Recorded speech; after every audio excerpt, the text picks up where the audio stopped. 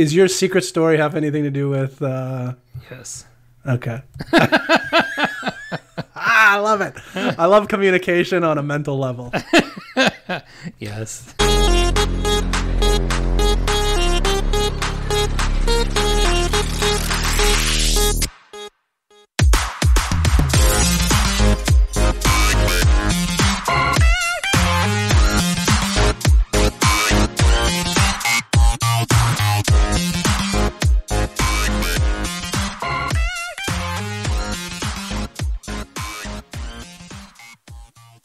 Hello and welcome to REKT Podcast. I am Bunchu alongside my esteemed colleague and co-host Crypto Chamber. Chamber, how you doing, buddy? Doing pretty good, man. Just had a bagel with Oh my gosh. some cream cheese on it and a cup of coffee. Feeling pretty good about my day so far. Wow. That's a great way to start the day. You know what? It really is. It's technically my Monday today. I believe I was kind of putting out some feelers yesterday to my American friends. I don't think you guys had a day off yesterday. Eh? No, we didn't. We have this coming Monday off. Interesting. What's the name of that holiday? Memorial Day. Memorial Day. So we had MDW, Memorial Day weekend. You guys got a lot of, and that's for the veterans, I'm assuming? Not to be confused with Veterans Day. Right, sure, yeah. Okay. Memorial Day, Labor Day, Veterans Day, all kind of blended. Labor Day is also for veterans? No, probably not. I don't know. Oh, okay. No, we had Victoria Day. I'm assuming it's for Queen Victoria from our, days under the monarchy. I see. But we call it May 2-4 here in Canada, and that's usually the first weekend where everybody, goes out camping, gets fucking shit-faced drunk, and really kicks off, the start of the summer, even though it's technically not summer yet. But that's May 2-4 weekend is a big weekend in Canada. We like to get rambunctious. May 2-4? Yeah, technically it's like the 24th, or so sometimes it falls on the 24th. I think it's the third weekend in May kind of thing. I don't think it's an actual date. Like some of those other holidays that don't necessarily fall on a specific date, like an Easter kind of thing, Right. But also symbolizes the 2-4. I don't know if you guys call a case of beer a 2-4. No, I've never heard that. Oh, really? And you're a beer guy, so you would know if they called it that in the States. So in Canada, 2-4 is, a 24 pack of beer. Yeah, I love that, actually. I'm going to start calling it a 2-4. So we call it May 2-4. So it symbolizes, technically the date. It usually falls right around that day, but really symbolizes the case of beer you're going to crush over the course of a day or a weekend. My God, I love that. Yeah, May 2-4. So I need to get a 2-4 soon. Yeah, so we have a lot of slang for our alcohol, that I don't believe you guys have. What's your favorite alcohol? 2-4 is pretty good. 2-4 is good. 2-4 is good. Like a 26, a lot of numbers. So like a 26er is like do you guys have that in like a liquor? No, we do. Ours are called 30 packs or 30 racks. Oh, really? And you got it's a 30 pack case of like. So what's a fifth? Your Bud Light, your Coors Light, your Miller Light, all called 30 packs. Yeah, like we have those two. I think we still call them 2-4s, even though they're technically 30s. But we call them 30 packs or 30 What do you packs. call like a bottle of like vodka? Like a medium size. The fifth is the size. Yeah. A fifth. So yeah, we call that a 26er. 26er. All right. Yeah. So it's a fifth, or a handle is the big one. A handle. Because they have the handle. Right. I think we call those 60s. So a lot of number-based alcohol names here. Ours are just by can you hold it, or what do you call like the little like kind of like the plastic bottle like that? Most of the time I refer to those as nips or airplane bottles. So no, I don't necessarily mean airplane bottles. I'm talking about maybe like a bottle that fits in your hand properly, like almost like flask shaped. So not a handle worth, and not a I don't really know if we have a name for those. Do you know the size that I'm talking about though? It's like right. It's like the one that would fit in your pocket, Right, exactly. You'd bring that out for... It's a pint. It's a pint. Is that what it is, a pint? Yeah, I think we call those Mickeys. Oh, I like that better. A Mickey. Yeah. That's interesting. I always like to see... We're so similar, yet so different. Yeah, I know. So I like those little differences between our cultures. All right, but let's check in on your coronavirus sanity here. We haven't done this in a while. Where are you now? I am feeling... Last time we did it, you were like a full almost 5. I feel like you've probably come down a little bit. I'm basically at 0 now. We're turning the corner. Okay. Yeah, I'm basically at 0. For my work, I live in Ontario, which is the Mecca of Canada. So anybody not listening from Ontario that lives in Canada, you know what I'm talking about. We do think we're better than everybody else in Canada. But we've just opened up retail stores in Canada, or in Ontario, I should say. The rest of Canada has kind of been open for the most part, I'd say, for the last week or two. As far as being able to go to Home Depot or, we have retail stores now open, so you can go shopping as long as it's not part of a mall. So if you can enter and exit via the exterior of the building. So if it has a front facing entrance, it's open so people can go buy, TVs again and, whatever else they want to buy. Still no malls open, still no, movie theaters open, no sporting events, no concerts yet, but retail is back, which I think is going to be a big deal. Retail is back. Yeah. I don't know if and I think, personally speaking, I think people have some, obviously those who were laid off or, but the people that weren't, I think there's a lot of additional income that's kind of burning a hole in their wallet. I think that's very true. I think you know what I mean? Yeah, I definitely think I haven't been negatively affected, knock on wood, by coronavirus. And I'm noticing month over month, it's like, oh shit. If we're not going out once or twice a week, you see that savings in your bank account pretty quickly.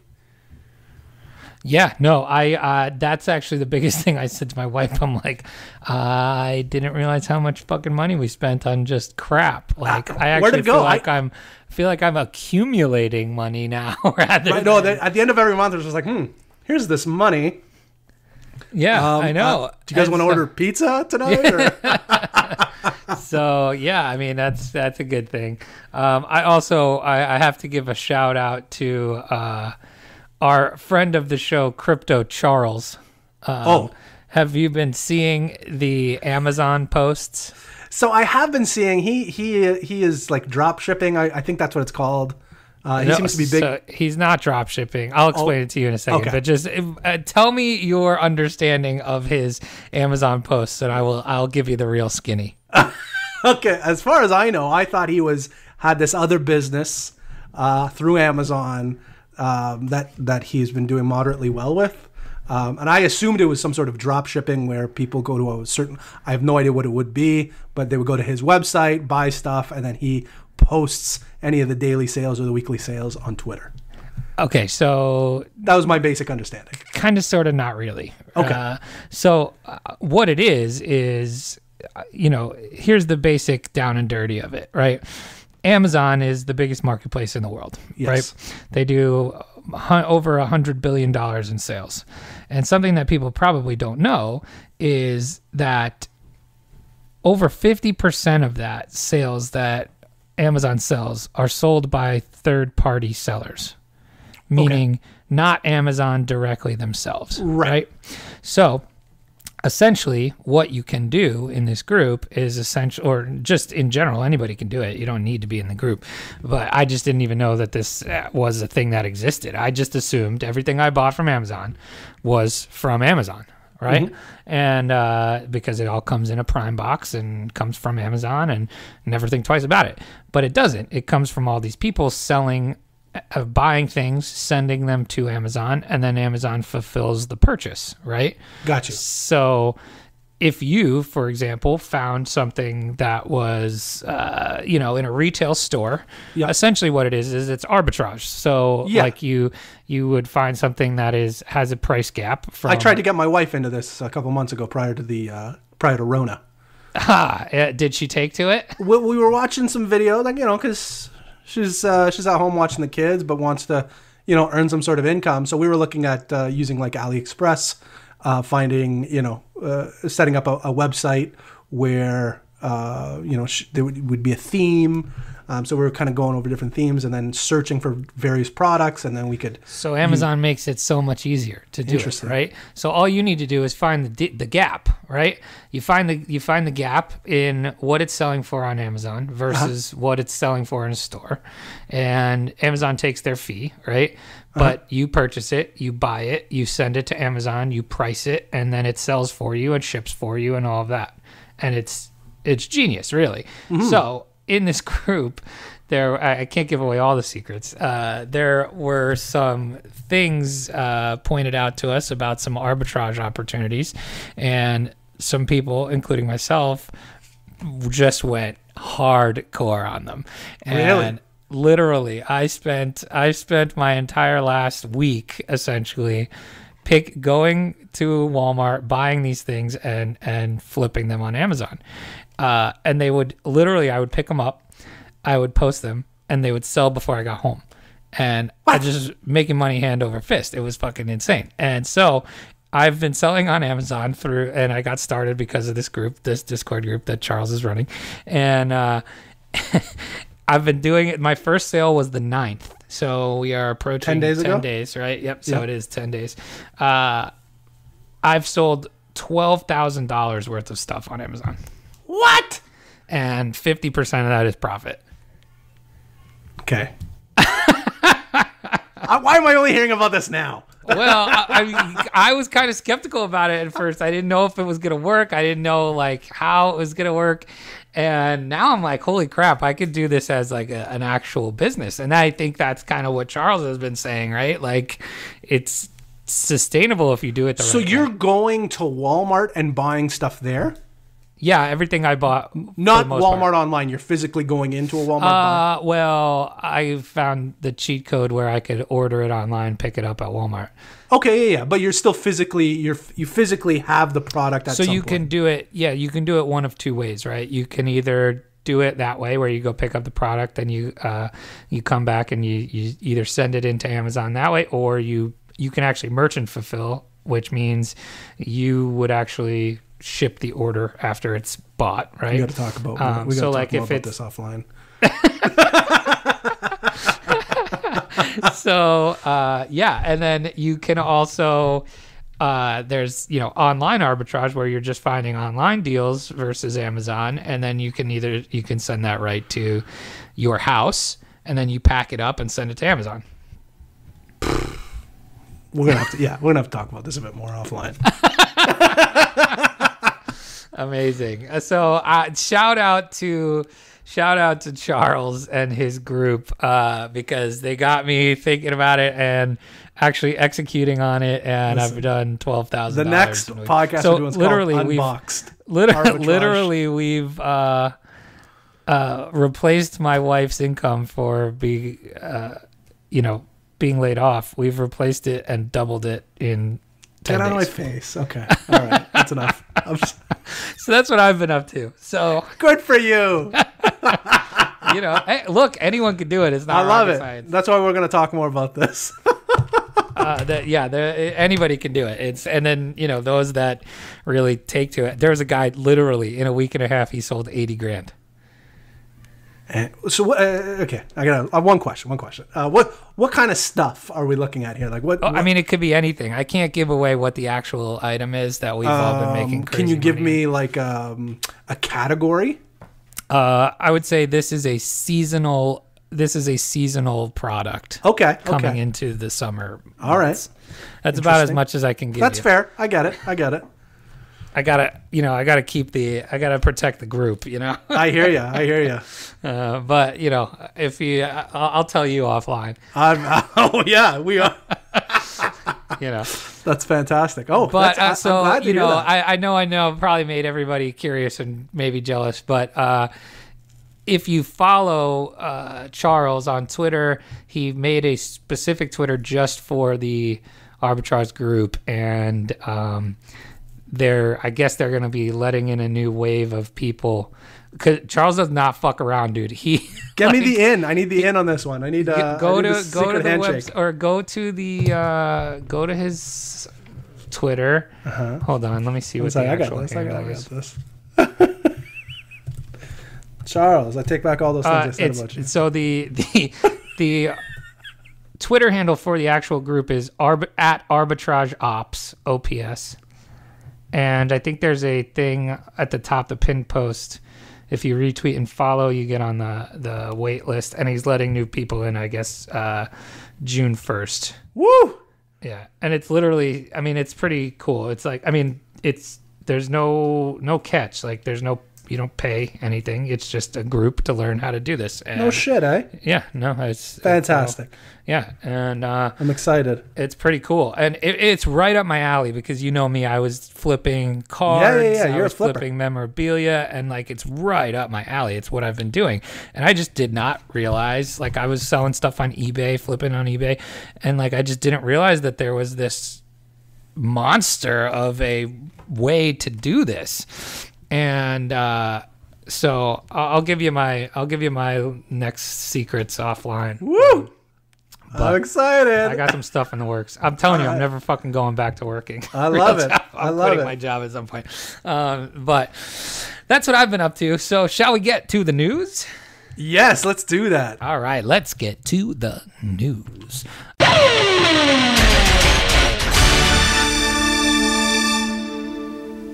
All right, Chamber, start us off, buddy. All right, I got some news here from the Block Crypto. This is, I think, this is a friend of the show. I believe, I want to say Flora was her name, from BlockFi. But this is, are you familiar with BlockFi? Yes. I'm assuming so, right? Says it suffered. We've had BlockFi on. Yes, we did, right? Flora? I want to say her name was? Yeah, something like that. Something like that. She was very fun. Flora. Flora, yeah, exactly. She was a very fun guest. So yes. Shout out. BlockFi says it suffered a data breach, but no customer funds were lost. So cryptocurrency lender BlockFi alerted clients Tuesday morning of a data breach, according to a memo shared with the block. The breach occurred on May 14th, impacting less than half of the firm's retail clientele and none of the firm's institutional clients, says CEO Zach Prince, and that was confirmed by the block. The breach, which lasted for about an hour, did not impact customer funds, said the firm, so that's good.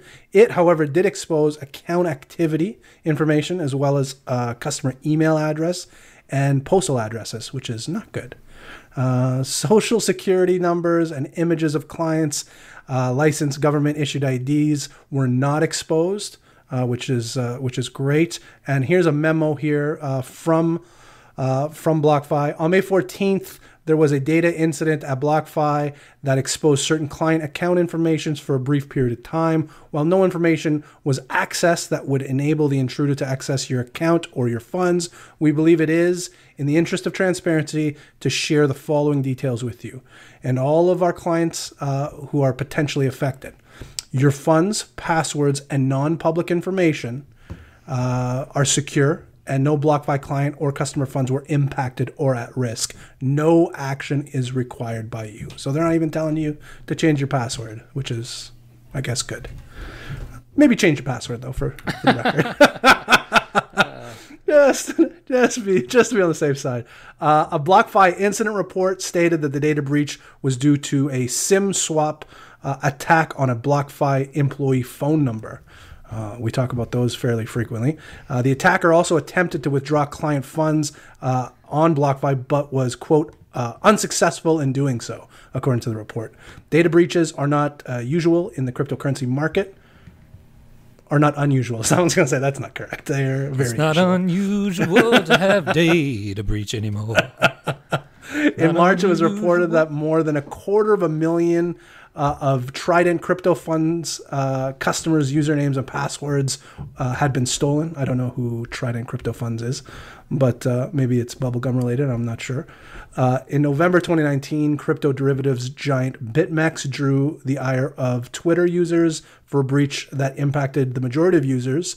So we all remember that one. So as of now, it's looking, it's a good move, I think, to be transparent, even though nothing was affected. I think it bodes well for them, and it doesn't look like any personal information was affected. And again, not even telling you to change your password. So, that's where we are. Any thoughts on that incident, Bunch? No, I think BlockFi has proven themselves as a pretty reputable company. So I agree. I definitely put them in the top tier. Yeah, I mean, there is a top tier, and I would say they've put themselves there. So I'm all for the transparency when stuff like that happens. The shadier that you are as a company, the worse it looks, and then questions arise and all of that great stuff. Mm-hmm. Yeah, I mean, what do you think? About the same. I think it's good. These things are going to happen. I'm always shocked with how many SIM swaps occur, and I feel like, these companies, cell phone companies, should have this figured out by now. I feel like this has been happening for a long time.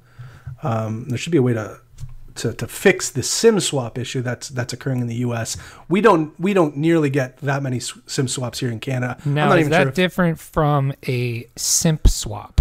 No, very, very similar. That's when one simp is replaced with a comparable simp to the lady. So okay, so they're the same level of simp. Yeah, exactly. Okay. We want that simp level to be very, very accurate. So the hashtag simp swap is the hashtag for today's show for sure.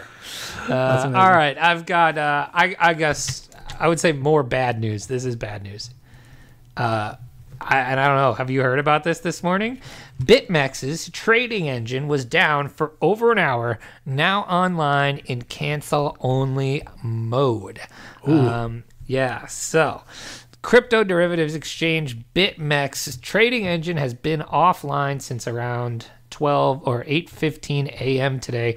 The exchange said it was investigating the issue to fix it as soon as possible. They say all customer funds are safe, according to BitMEX, which added that delayed orders will be rejected and no liquidations will occur during the downtime. There will be a cancel-only period coming back online, which is up now. BitMEX's website and API were also down for some time earlier today, but those are back online now, according to the exchange's status page. BitMEX was hit with a lawsuit over the weekend for allegedly being involved in illegal activities such as market manipulation and money laundering. Lawsuit also alleged that BitMEX operates an unlicensed money transmitting business in the United States. Commenting on the complaint, a spokesperson of BitMEX's parent company, HDR Global Trading, told the block at the time, "We will deal with this complaint through a normal litigation process and are entirely confident the court will see the claim for what it is." Thoughts? I feel like BitMEX is a ticking time bomb. Dude, I mean, if that isn't proof, I don't like... Well, there's always talk about a Silk Road type event that would occur, in these times. And, all indications point to that being a BitMEX issue. So if a BitMEX, regardless of whatever happened, whether it's like a data breach or... there's a myriad of different, bad things that could happen to it. But if that happens, we could see a real drop in the price of Bitcoin, I think. Yeah. I don't know. I agree. Like BitMEX is the kind of biggest platform out there for, all the trading. It's going to be interesting if the only saving grace is more and more option trading platforms or derivative trading platforms that come out. You're spreading out the risk, right? So if everybody's trading BitMEX, obviously all the risk is there, but if people are I forget all the different ones. I think there's like Deribit and Bybit and these types of things. So the more that money is spread out across different platforms, I think the better, in my opinion. FTX, I think, is another one. That's better. Having all your ducks or having all your eggs in one basket is never good. You want to have a couple of eggs in a bunch of different baskets, I think. Having your coins in the same mixer. You got it. That's a Monero reference. Bitcoin's got mixers, I think. Dude, I'm not sure. What am I, a fucking crypto podcast? Come on. All right.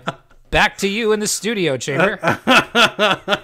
All right. This is some good news here. Square's Cash App now allows users to schedule automatic Bitcoin purchases at set time intervals, whether that be daily, weekly, or bi-weekly. I think this is huge. I have to manually do mine here in Canada through Coinbase. Gross.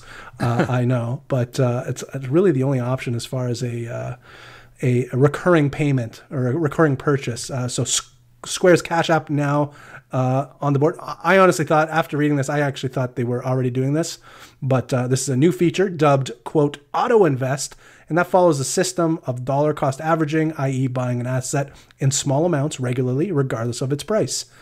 Quote, you don't need perfect timing if you're thinking long term. By spreading purchases out, you can minimize the impact of market swings, said Cash App. The app supports both Bitcoin and stocks for auto invest, and the minimum recurring buying limit is $10. So you can do for as little as $10 a week, every 2 weeks, every day. You can do that, and obviously that'll help you dollar cost average. How's this for you? I just did it. Look at you. Amazing. I mean, it's what I've been doing anyway, and now I'm glad that I can automate it. So you were manually doing it? Yeah. Okay. Yeah. See, and so like sometimes I would, because it would debit from my account every day, but sometimes it would just sit in there until I remembered to either make the purchase or. I see. So the dollars were going into your Cash App. Correct. And but not transferring to Bitcoin. Right. I had to do the manual. Got you. Purchase of Bitcoin. So I just set it up. And it was very, very easy. So if you're into that, $10 a day, that's only $300 a month. That's pretty, that's pretty reasonable, I feel. Bunchu's sneezing that lately. All right. He just sneezes $300. I feel like it lately. Yeah, it's a good feeling. I've got like multiple income streams coming in. It's like a nice feeling. Yeah. Amazing. I'm very proud of you and jealous of you simultaneously. Just wait till this whole podcast thing starts to become profitable. Whoa. That's a fucking dream, buddy. We've been doing that. But yeah, so I think that's good. Hopefully other apps allow this in the near future. Hopefully in Canada, maybe we get Cash App in Canada soon, and then I can do this, no problem. So yeah, there you go. Until then, I wait. Until then, we wait. All right. My last news story here. We've got a Libra alert. Oh, is that still a thing? I guess so. The Libra Association names former FinCEN director as its general counsel. The Libra Association has hired Robert Werner, a former director of the Financial Crimes Enforcement Network, as its general counsel. I would say that's a pretty big name, right? Big deal. Former director of Financial Crimes Enforcement Network. That's pretty good. Werner, who also had a stint as the director of Treasury Department's Office of Foreign Asset Control, or OFAC. OFAC, has experience working on compliance and anti-financial crime in both public and private sectors. Besides working in government, he has held leadership positions at HSBC and Goldman Sachs. Oh boy. This guy's a big deal.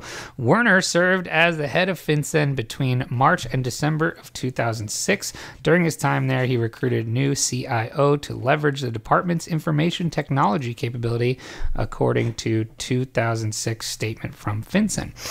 The announcement of Werner's appointment comes just 2 weeks after the installation of another HSBC leader and U.S. Treasury Department alum, Chief Legal Officer Stuart Levy, as the Libra Association's CEO.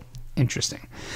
Both appointments follow the start of Libra Association's journey through Switzerland's Financial Market Supervisory Authority and payment licensing process for the release of their updated white paper. So seems like Libra's really gearing up here. What do you think? Interesting. I mean, it's gonna. I still think it's gonna happen.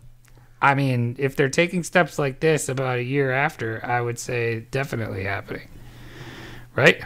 I agree. It'll happen before Telegram's ICO finishes off. Yeah. Fuck those guys. Sorry, did I say that? But no, it's yeah. I mean, I don't know what it's going to do at the end of the day. I don't know what kind of effect it's going to have on the cryptocurrency market, whether that be negative or positive. It is a big deal, regardless. And I think, yeah, if it crosses the finish line, it could have some benefits to the space, I think. Heck yeah. So let's see here. I've got a bonus story. Oh, you got a bonus story? A boner story or a bonus story? I mean, you know, let's see how this goes. Maybe both. This comes from fortune.com. Big boy. Ooh. Fortune. Their finance department. Hello. So gotta be a big meaningful story, right? Must be. Okay, here's the headline. J.K. Rowling was drinking old fashions and asked Twitter to explain Bitcoin. Here's what happens next. So, wow. Have you seen this? Have you heard about this? I was aware of it over the weekend, yes. You kind of sort of participated in it. I absolutely participated. I'm a fan of J.K. and her story writing abilities. You know, I'm a little bit of a nerd when it comes to Harry Potter, I guess. Never read, never seen. Really? They're pretty good. They're pretty good. I read like the first 30 pages of the first book when I was a kid, and that was it for me. Yeah, no. I was always a big fan. I just think it was impressive, especially at the time. I forget when it was, maybe mid 2000s, when the first book came out. Maybe a little earlier than that. But like nobody was reading. Nobody. And then a lot of people were reading after those books came out. Oh yeah, for sure. It's insane how many people she got reading. Yeah. Because of those books. So yes, I think she was you have the full story, but I think she was responding to another celebrity in the crypto world, Elon Musk, to a tweet he had, I believe, or maybe he was explaining it to her or something like that. I believe he responded to her. Is that what it was? Yes. So the cryptocurrency world received a jolt on Friday when one of the world's most famous women expressed interest in Bitcoin. J.K. Rowling, the author of the Harry Potter series, responded to a reporter's tweet and asked for an explanation. So Lee Kuhn, verified, says it started with, "If she ever pings me, I will die from happiness." And this is what the reporter said. And then I'm not really sure what the context was before this, but J.K. Rowling responded with, "I don't understand Bitcoin. Please explain it to me." Then it didn't take long for a band of cryptocurrency enthusiasts on social media, known colloquially as Crypto Twitter, looks like we made it, to flood Rowling's account with thousands of replies.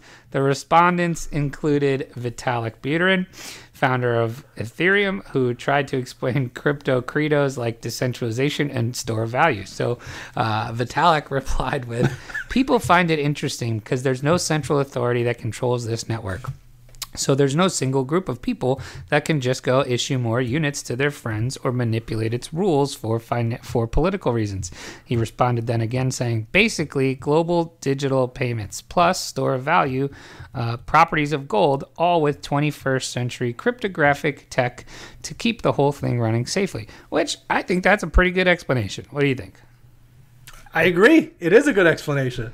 Way better than your response. My response was on point. For the record. We'll go through yours. Bring it up. We'll go through yours in a moment here. But then, I'll go through this story. But We'll talk about the rest of crypto Twitter's response here in a minute. Alas, Rowling remained entirely unpersuaded despite attempts by many Twitter users to invoke Harry Potter analogies such as Gringotts Bank and the magic transport device known as the Flu Network. After reading hours of such explanations, she declared the whole Bitcoin business to be mumbo jumbo, receiving support from Tesla's CEO Elon Musk, who also added that the currency issued by central banks isn't much better. So JK says, people are now explaining Bitcoin to me, and honestly, it's blah, blah, blah collectibles. My Little Pony, blah, blah, blah computers. Got one of those. Blah, blah, blah crypto. Sounds creepy. Blah, blah, blah. Understand the risk. I don't, though. Elon said, pretty much, although massive currency issuance by government and central banks is making Bitcoin internet money look solid by comparison. Then Rowling also revealed that she had undertaken her Bitcoin research while knocking back a couple of old fashions. And then this person goes to explain what an old fashioned is: a cocktail of whiskey, sugar, and bitters. Not a great. I went through a phase of old fashions while watching Mad Men, and not a great drink. Oh, I like old fashions. I'm not a drinker though. It's I need a fruity like cocktail, like a pina colada is fine with me. Then it says, then she said, I know you mean to help, but full disclosure, I'm only allowing myself alcohol at weekends during this lockdown, and I'm on my fourth very strong old fashioned. And honestly, you might as well send me a scroll written in Sanskrit. And she posted a picture of Bitcoin and how blockchain works. Some suggested Roland take another crack at learning Bitcoin without the help of old fashions, but to no avail. Somebody responded, try again when sober. She said, I've got far more chance of grasping it drunk. Probably right. The whole discussion descended still further when the CEOs of the world's two most prominent crypto companies, Brian Armstrong of Coinbase and CZ of Binance, encouraged Rowling to embrace Bitcoin. The latter tweeted, give a woman a fish and you'll feed her for the day. Teach a woman to fish and you feed her for a lifetime. Not that you still need feeding, but... Wow. Come on, that had to be CZ. Amazing. Right? Which came across to many as both sexist and bizarre. Armstrong's attempt to reach Rowling went no better. The Coinbase CEO got duped by a scam Twitter account that popped up to exploit the situation, exhorting a fake Rowling to buy other types of crypto. Amazing. Derided by skeptics as shitcoins in parentheses. Besides Bitcoin, Armstrong deleted the tweet, but not before it was screenshotted. Oh, it was screenshotted. By the way, the fake account was at not Loomdart, which is definitely not Loomdart. So we, by Saturday, the old fashions had worn off and Rowling was back on Twitter and her view of Bitcoin was dimmer than before. She says, morning all, people are calling each other simps in my mention. And a fake JK Rowling account has made a purchase of Bitcoin. How's your Saturday shaping up? Amazing. By Monday, Rowling had apparently decided to wash her hands of the crypto crowd, dispensing advice on Twitter about writing, though she couldn't resist one final dig at Bitcoin. 3 bits of hard-won advice this Monday morning. 1, when you hit a writing block, try walking away for a bit. The best ideas, like doing the chasing. 2, good mental health means staying connected. Talking is important, especially now. 3, never be flippant about Bitcoin on Twitter. She responded to that. On point 3, my mentions are still full of people trying to get me to buy Bitcoin or explain it to me. It's very kind of you, but I swear I now feel fully educated on the subject. What did we do here? We did in not, my heart, I don't think we looked very good here. No, you know what? I'm proud of all of us. I am not. I am proud disappointed. of all. I am disappointed and definitely not surprised or shocked. No. Well, you know what's surprising? You know what is surprising? Is in my mind, like CT is this thing, right? And it's a big deal for me and it's a big deal for you in our little world. But it's amazing when somebody from like a celebrity from outside of our world, pokes their head in, and I'm always surprised with how big we actually are and how, you know what I mean? Like It was a wave. I mean, it's exactly what I would expect it to be. If somebody of this stature tweeted about Bitcoin, but it's nice to be proven correct with how big CT actually is. So I'm proud of. We're now featured here in Fortune magazine. That's what I'm saying. Like, it's a thing. It's a thing. I mean, shitcoins and crypto Twitter, literally fake accounts. Like, it's amazing. I would say I'm more proud than anything. She wasn't gonna buy a Bitcoin anyway, so we've demonstrated our force and our might. By bullying somebody into yes, that's exactly what we're supposed to do. But even I think even more news is the fact that Elon Musk continues to be an advocate for Bitcoin. Ish. More than really anybody else of that level. Yeah, except maybe Russell Okung. I don't think Russell Okung's at that level. Yeah, I don't think so. I'm not sure. He's sure. not Elon Musk. No, I mean, Elon Musk but he is a professional athlete in the NFL. Right. That's a big deal. Yeah. So. All right. Well, let's get to your tweet. So we joke about my timeline. I thought this was a great tweet, by the way. My tweets don't get a lot of love typically, but this weekend I was on fire. It started with this. Wow. It started with this one. I hopped on board. Let's just go ahead and call this a segment of hot tweets. Hot tweet. Hot tweets. Hot tweet. Hot tweets. Hot tweets. Hot tweets indeed. Because I have a feeling you're going to read more than one. So, starting with the JK tweet, I just retweeted and I did my part. I bombarded her with more tweets and more references to her books. So I do know a little bit about Harry Potter. So I thought, I'm like, oh, what's funny? I'm like, oh, let's equate every character or most of the characters in Harry Potter to their shitcoin representation. Harry Potter obviously being Bitcoin. Ron Weasley. Who I'll explain to you because you don't know much about Harry Potter. I don't. So Ron is Harry's best friend. He's kind of like he's not. Harry Potter is the sorcerer. He's the wizard. Like he is he's the one. Ron is okay, but definitely a step down. So I associated him with Litecoin. A derivative of Bitcoin, but not as good. Hermione Granger, who's the girl. Are you familiar with the girl? She's the one that gets it done? She's the one that... No, she's Ripple. Oh. And the reason she's Ripple is she's actually half wizard, half human. And there's a derogatory term.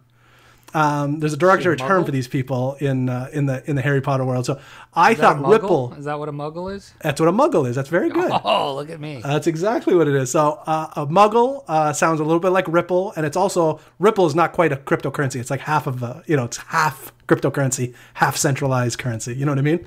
Right. So I thought that was good. There's Draco Malfoy, who is like kind of like he's the slick bad guy kid in Harry Potter. He's got an attitude about him, but at the end of the day, he's still a wizard. He's still maybe not 100% bad, not 100% good. So I equated him to Tron. There's Snape, who's I can't think of his name now.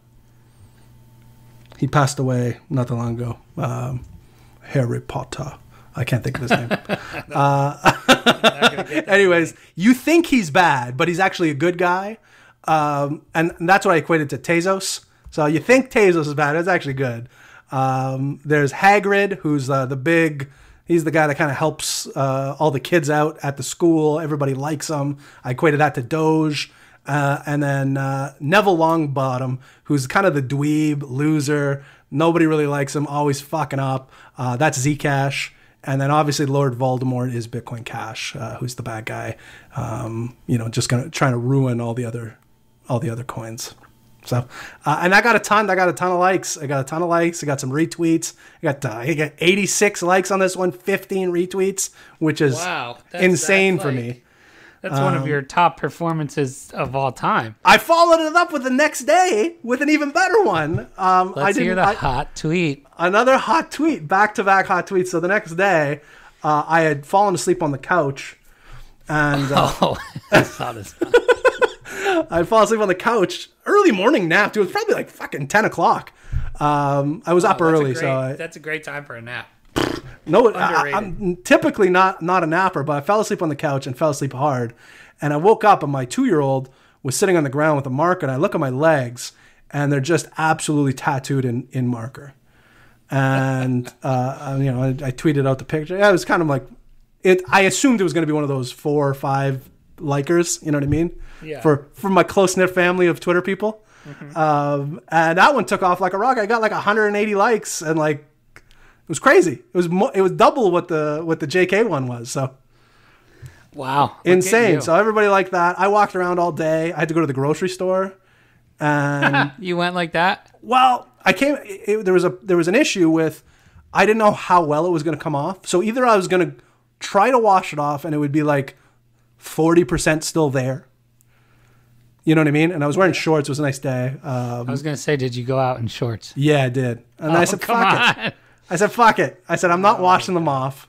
I went with full-blown electric legs to the grocery store with my mask, legs flying, flip-flops on, and nobody even looked at me or questioned me or talked to me. They probably just thought I was an insane person doing groceries. You are an insane person. I am. I got the full, messed up hair, messy beard. I look like just a psychopath.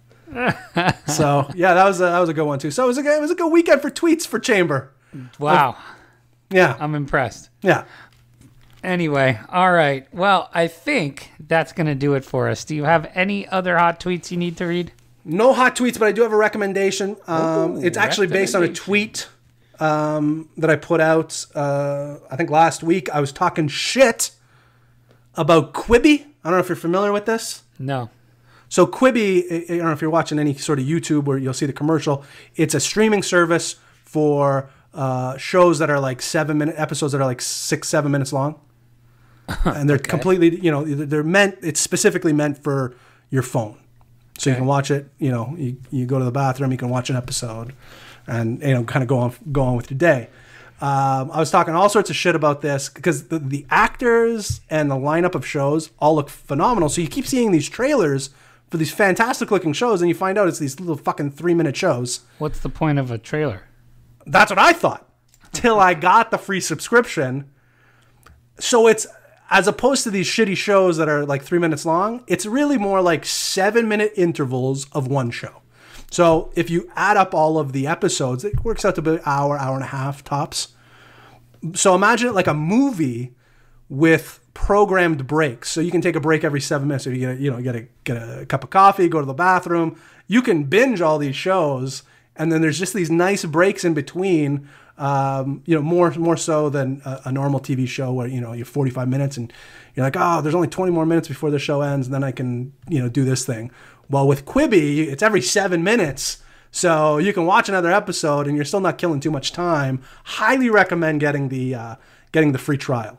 Because there's some great shows on there. I'm in the midst of watching the LA Clipper documentary about the Donald Sterling incident back in 2014.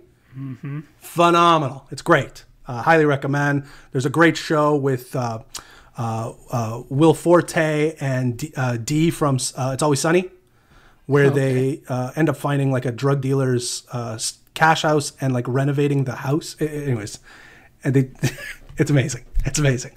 So highly recommend. So I was talking shit about it before. Totally love it now.